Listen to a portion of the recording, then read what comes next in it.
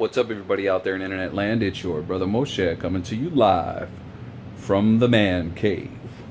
And welcome to the Schizophrenic channel, where you can never tell what topic of video is going to be put up next.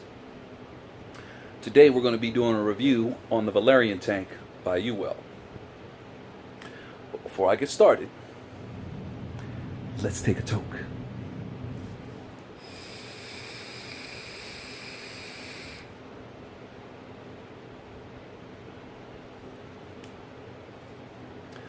Now, before I even get into the review, I'm very impressed by the tank. And the reason why I'm impressed by the tank is because I didn't have any of the problems that I've had with other sub-ohm tanks that I've tried before. I am coming off of Smock products. I have the Fire-Luke Mesh, the small one with the 3mm tank. I have the Horizon Tech Falcon tank, and I still have a Smock TV8 hanging around. So I think I had one more coil left, and I just didn't want to waste it. I hate wasting money. I threw out my TV12 tank, but I'm feeling a little thirsty. Time to wet the whistle.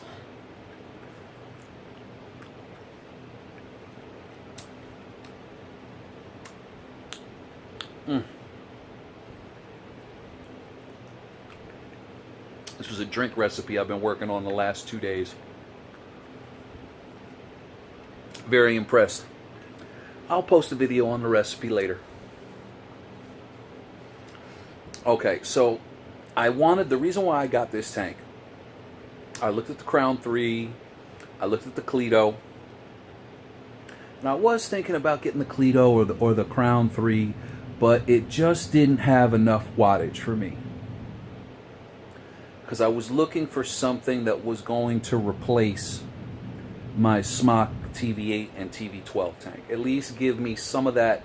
The one thing I will say about Smock products is they chuck clouds. And that's what I was kind of looking for. Didn't get it with this tank. I still get way more dense vapor off of the Smock tanks. And I get the same exact dense vapor from this as I do on the Fire-Luke Mesh 3 milliliter tank. And I keep usually that at about anywhere between 65 and 75 watts.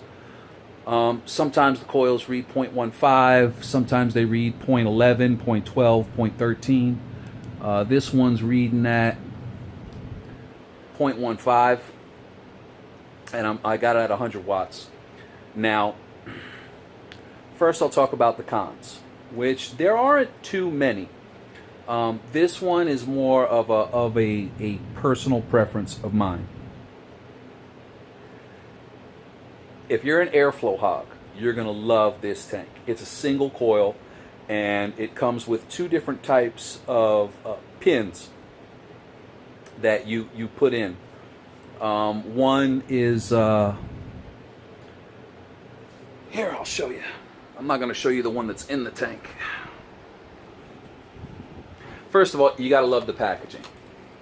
Oh, it's a little loose. You got to love the packaging. And it comes with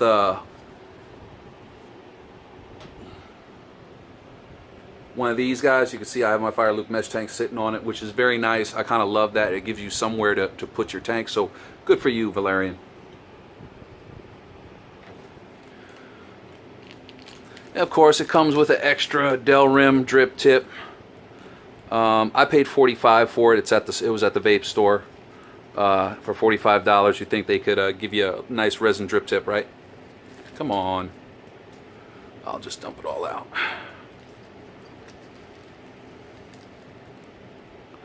This is the unrestricted pin. This they call the wave pin. With this pin, you can run it up to 100 to 120 watts. The coil is rated up to 125. And then it has it's the same length as the wave here. It's spiral. It has a little spiral design on it. And I thought that would eat up more airflow, and it actually does not.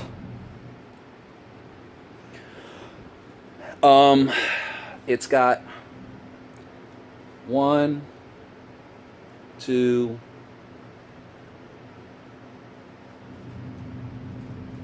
it's got 3 airflow slots, and it's an airflow beast, which I'm not a huge fan of.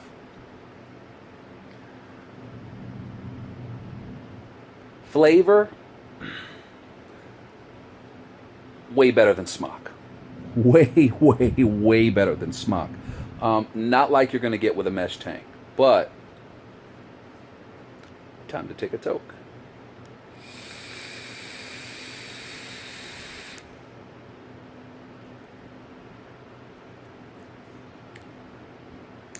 Flavor is there.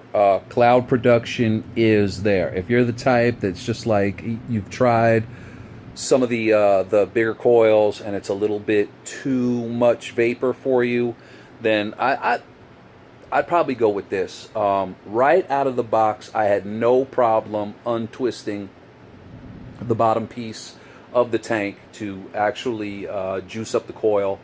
I have not changed the coil, but I've changed the pins out. And every time I go to undo it, it's very, very easy, which is, it's a hit or miss with some tanks sometimes.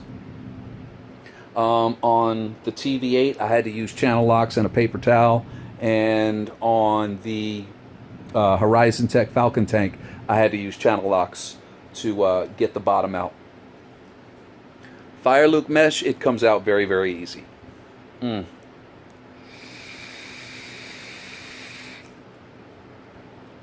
Now with the spiral pin, you're going to notice, you're going to feel a little tickle on your tongue, I guess because it's the air spiraling up and the vapor spiraling up into your mouth. It was so hard to find the right wattage, the right airflow for that other pin. This is I think my third or fourth day third day on this tank. Again, $45. It's a Delrim drip tip. For that price, I think they really could have put a resin drip tip in. That's just my own little thing, and it's one of those push button jammies. If you can, let's see, you can see that little thing right there. You just push it, pops right up. Juice holes, very, very small. I would like to see them a little bit bigger. You really can't get your dripper, the little drippers in there very much. The bottles go in pretty good, but if you have the dripper, they don't go in that well. And it's very, very clicky, very sound. The construction is great, like I said. The airflow, it's the perfect amount of restrictiveness. It stops both ways, which makes it very, very easy when you're taking the bottom off. All in all, definitely worth $45. I would rate it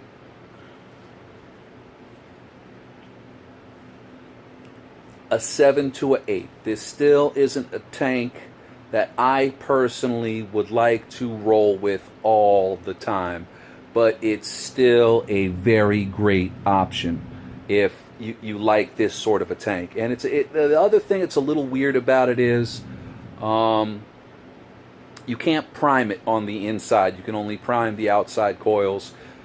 It's a little metal coil. There's cotton, there's the outside of the coil, there's the cotton, and then it looks like there's a metal sleeve on the inside. So you just got to put it in your tank and let it sit there for about, I let it sit for about 15-20 minutes. I have other tanks that I can smoke on if I'm really dying to vape, which I pretty much do because I pretty much vape like I smoked. Some days, not so bad. It's not like it was with cigarettes. With cigarettes, sometimes every 15 minutes I had a freaking cigarette in my mouth. I was a 2-pack-a-day smoker, sometimes 2.5 to 3 packs a day. So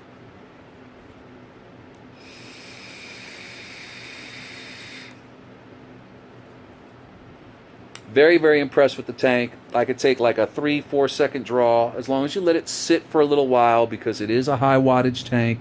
If you keep chain vaping on it, it's going to get hot. The juice is going to get hot, and then it's going to be a very warm, borderline hot vape.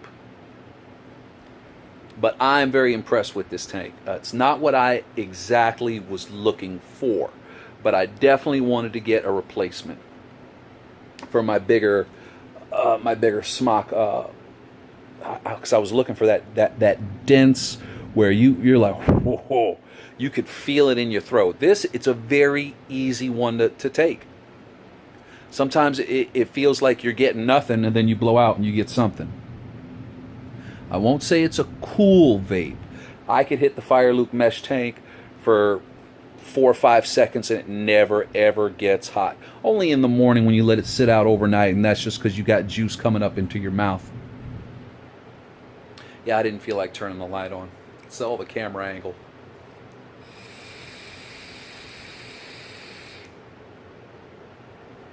See, that one got a little hot on the end.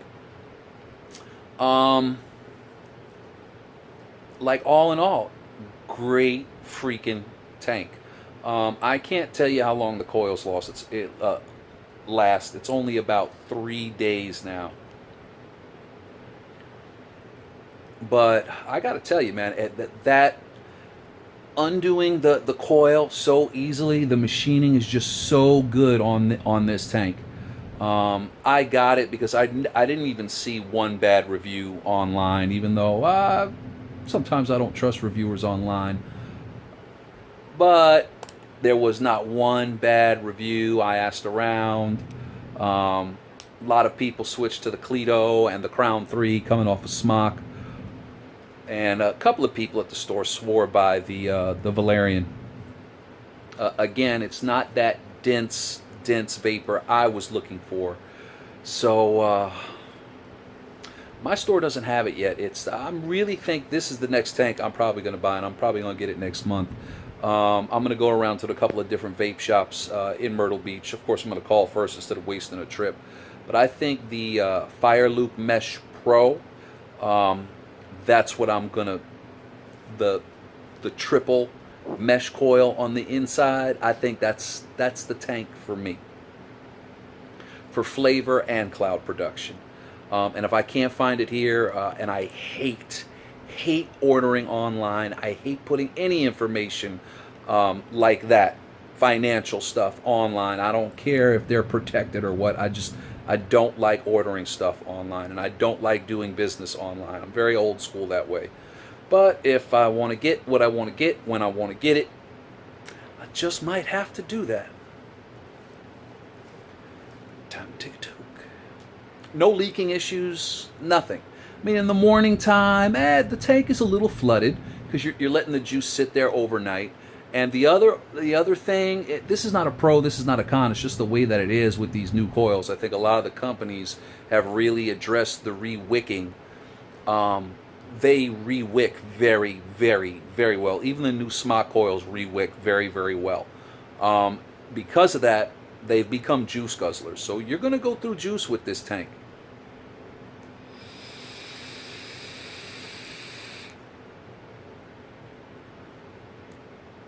But the flavor is so much better than the Smock. I haven't tried one of the guys at the store, it was an older guy. He's more into flavor than he is cloud production. So I think it was the Crown 3 tank, and he let me take a hit at it at 42 watts. It was decent. I didn't really turn it up. It's his mod, his tank. But I gotta tell you, man, very impressed. And the only reason why I'm not giving it a higher point rating than I did, it's only because it's a preference. I've tried a couple of different single coil tanks, and single coils are not for me. Even if they offer like decent vapor production, I find the more coils you have on the inside, the more dense the vapor is, the more flavor that you get from it. That's just me. That's my opinion. That's my take. Everyone else might have a different opinion. But it's an airflow beast, guys. Even with this coil, I have the airflow shut down. There may be a little little more than halfway closed. But